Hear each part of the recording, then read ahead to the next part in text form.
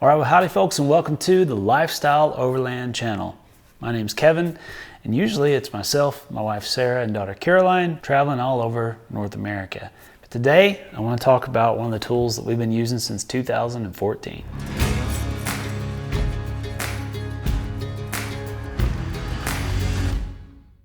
Now, if you're new to this whole off-road adventure thing, airing down might be a new term for you. But I can tell you right now, it is an absolute game changer. You can improve the ride quality, protect your suspension components, prevent tire punctures, reduce rattles and squeaks, enhance your traction, improve your flotation in sand, snow, or mud, and even reduce the impact on the trail system to help us protect and preserve our access to public lands.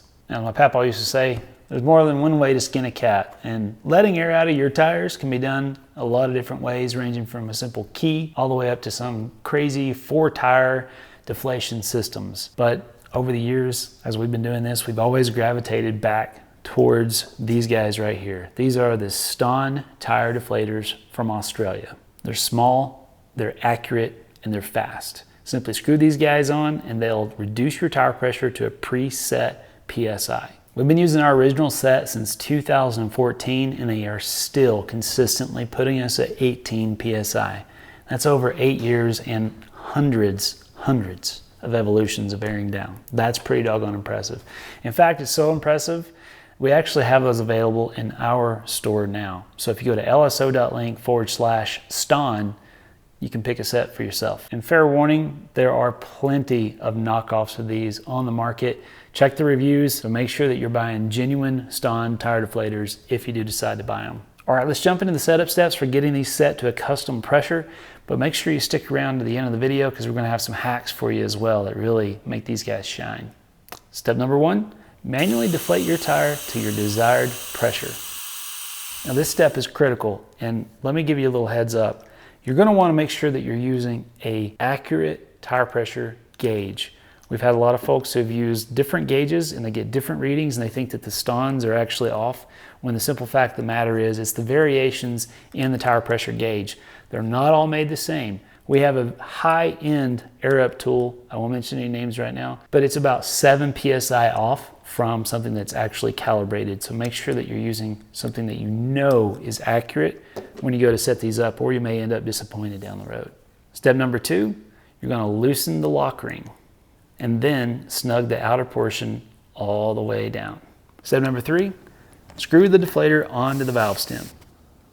Step 4, gently unscrew the outer portion until air flows. Oh, and a little tip here, if for some reason you screw this on at this stage of the game and no air comes out, just give this little stem a gentle pull and it should initiate the air down process. And then tighten it back roughly a quarter a turn until the air stops flowing. Now at this point, I'd recommend that you unscrew this, air up the tire, and then put it back on to see if it stops deflating at your desired pressure. And from there, you may have to tweak the outer cap just a little bit.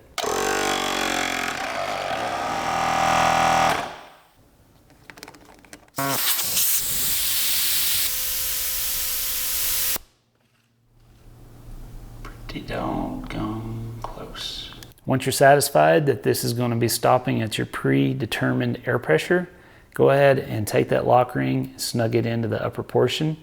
And even though they don't recommend this on the instructions, I highly recommend that you use a pair of tools and really lock that lock ring down, because what can happen is as you're bouncing down the trail, these things can actually loosen themselves up. So it's critical to make sure that that lock ring is not going to move. Just be careful because these are brass and you don't want to mar them up. So maybe use a couple pieces of rubber between your pliers and the lock ring itself. All right, on to some important notes when it comes to using the Staun Tire Deflators. Never, ever, ever drop these in the dirt. If you do, don't attempt to use them, because what that's going to do is it's going to blow debris up into this chamber right here, and it's going to cause all kinds of problems. You're going to want to take those home, or if you have a nice safe spot to disassemble it, you want to take it completely apart and make sure that there's no dust or debris inside that before you go to use it again, because it's extremely likely it's not going to be accurate at that point. And on the flip side of that, if your tire is missing a valve stem cover and you go to air down, think twice about sticking this on there, because if there's any debris inside that cup, it's going to blow into this deflator and cause you issues as well. At that point, I'd recommend carefully removing the valve from your tire and allowing it to blow any debris out of the way before you put it all back together and start airing down again. Just make sure you don't blow that valve into the weeds, or you could find yourself in a funny predicament. All right, well, let's jump into the hacks. Now, just because this is preset to a predetermined PSI, it doesn't mean that you can't use these to stay above or go below what you have them set to, just using them as a guide. So what I like to do, if I'm just on some sort of graded gravel road and I just want to knock the edge off, so if I'm at 42 PSI in the 4Runner and I want to go down to about 25 PSI for a little smoother ride, what I'll do is I'll start screwing these on, and I'll be consistent about my movement. So I'll put it on the first tire, go straight to the next tire, don't get distracted. Countdown in my head, it's going to vary depending on your vehicle size, tire size, things like that. But you'll eventually learn about how many seconds it takes to air down 5, 10 PSI. So use that as a gauge to stay above your preset pressure. Now, the next hack is just the opposite of that.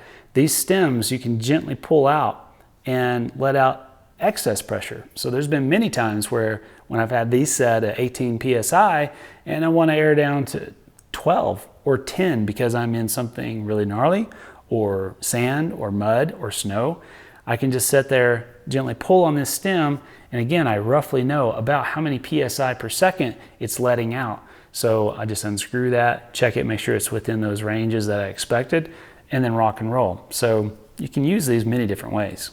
All right, so the third and final hack for these is most vehicles have a different weight bias. Your front is usually lighter than your rear, especially if you're fully loaded, just beginning your adventure and you've got water and fuel and all that kind of stuff. So if you notice, whenever you air down all 4 tires to the same pressures, your rear has a heck of a lot more deflection. And that can become a problem if you've gone too far. What you don't want to do is get in a situation where that rear tire is going to deflect so much that it's ramming into the inner rim of your wheel.